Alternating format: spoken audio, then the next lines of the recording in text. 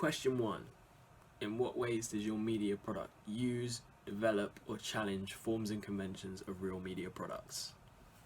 So during the planning stage, a significant proportion of time was spent on researching real media examples. During this research, we looked at several rap videos in order to identify common conventions between them. The first and most obvious convention used across all of them was the heavy element of performance in the music videos. Across the wider genre of kind of everywhere from R&B to grime music, a heavy performance element is kind of the main communication tool between the artist and the audience. There are several reasons for this. Firstly, rap is fast-paced, high-tempo, and originating in urban working class areas. This means that artists will often try and utilize performance as much as they can to match the tempo of the music and the lyrics. Also, due to the urban identity of the genre, rap has a very big underground scene, and this underground scene features lots of new and up-and-coming artists. This often results in an artist having fans that wouldn't actually be able to recognize them on the street due to the fact they've never actually seen them. Like, they've heard their music, but they've never actually seen the artist, if that makes sense. This is because some of the lesser established artists may not have as many music videos or shows in order to put themselves across to their audience. For this reason, it's essential for music videos in this genre to feature a heavy performance element in order to establish the artist's brand identity. They need to dominate the screen time in order to become more recognizable. This recognition will help the artist gain publicity and subsequently grow their career. Another reason that leads artists often to film in their local areas is due to the unavailability of funds at that point in their career. As previously mentioned, rap is an urban working class genre of music. This means that new artists working on their first material may not always have the funding of a major record label or even any record label. This means that often performance is a more convenient logistical and economic option. However, even as the artists develop, the style of the videos often tends to stay the same, and this is due to the artists keeping strong ties to their often working class backgrounds. Artists at this stage tend to still use their same working class urban areas in their music videos in order to signify that they haven't lost touch with who they were and that they are still real in a sense. This makes them come across as a lot more relatable, as there's still continuity in their life and music, even if that may not be the case outside of the music video. Due to the significance of this convention, we knew this was a convention that really had to be followed in our video. So our video features our artist in two very obviously everyday situations. The first is walking down a street, and the second is by the back of a row of shops. It was hoped that relatability and urbanization really came across to appeal to our target audience of young working class people. So while analysing all these performance rap videos, we also came across a second convention, which is dynamic shots. We found that due to the heavy emphasis on performance in the genre and the fast tempo of the genre, dynamic shots were frequently used to try and increase the tempo of the performance and increase the feel to make it more energetic to match the music and lyrics. So to put it plainly, a static shot of the artist rapping would look quite out of place in a music video that's high intensity, high energy. So it would kind of contrast the feel that the artist wants to create for themselves. Also, static shots would be quite plain and boring due to the absence of numerous props or excessive props and things like that that can generate attention and keep an audience engaged. So it was for this reason that we knew we had to try and incorporate dynamic shots into the performance element of our video. This was done because, like previously mentioned, we felt that if we just stuck a significant quantity of the video as a single take static performance shot, it would stand out a lot more because it doesn't match the tempo of the rest of the video. However, some of our performance is filmed with a static shot. While first this seemed really quite unnatural and we were quite reluctant to do it, further research showed us that actually the stability of the camera increases as the movement of the artist decreases. So often there would be times where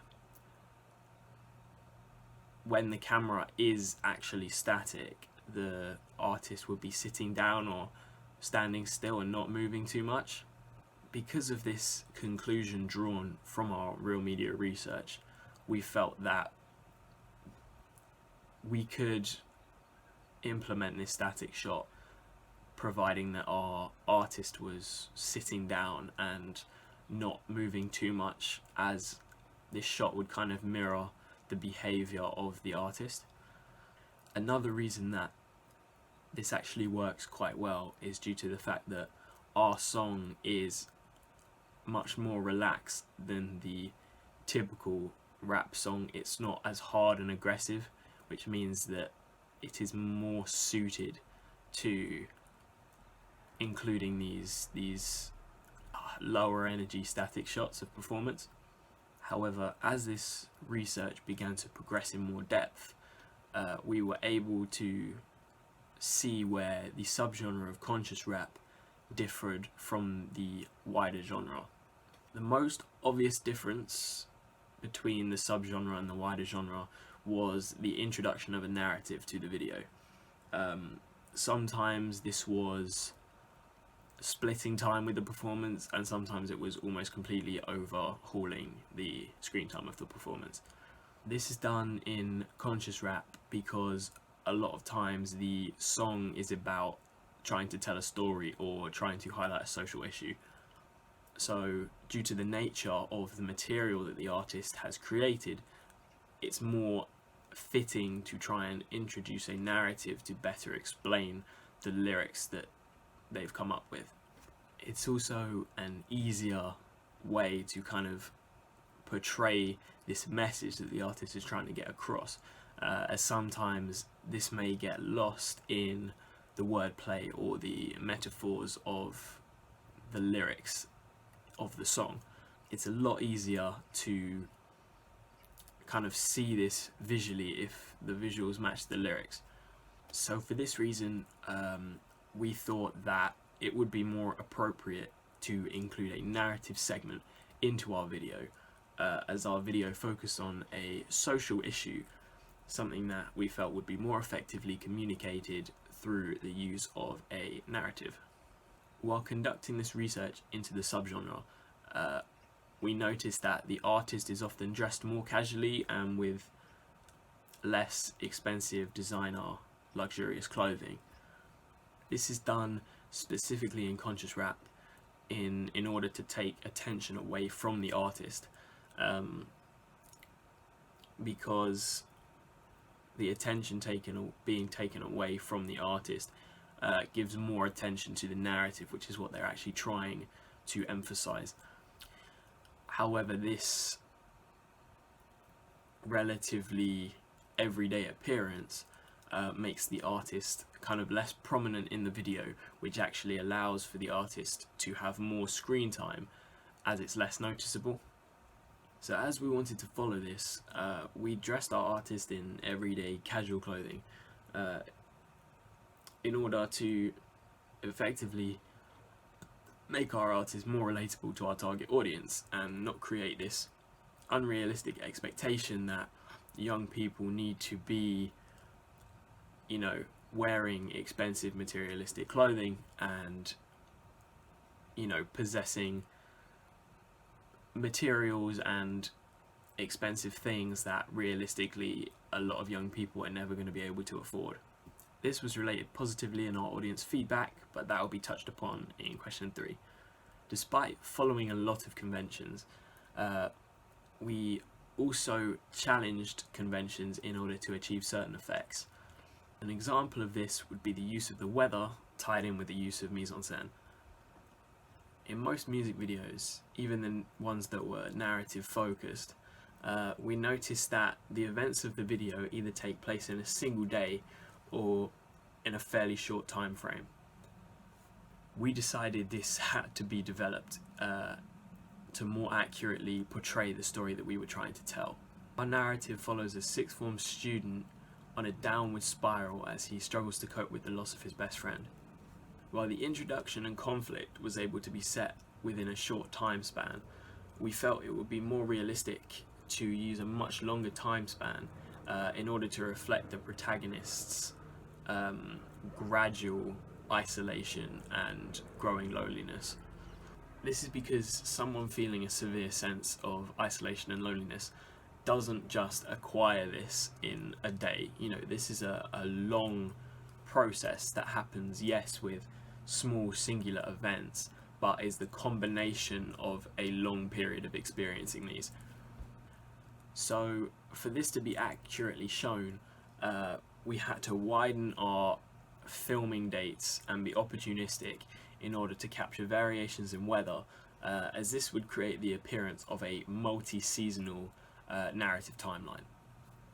So throughout production, several different outfits were planned and worn in order to signify the change in climate and therefore the change in time. This is why on the first day of the cinematic narrative, the protagonist is seen wearing a t-shirt in order to try and convey that it's a relatively warm early September day. This gradually progresses before finishing in the middle of winter wearing heavy winter clothing.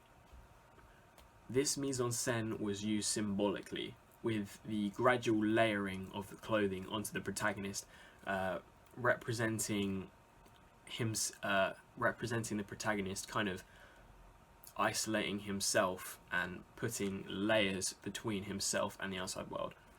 The same can also be said for the weather. Yes, this was intentional.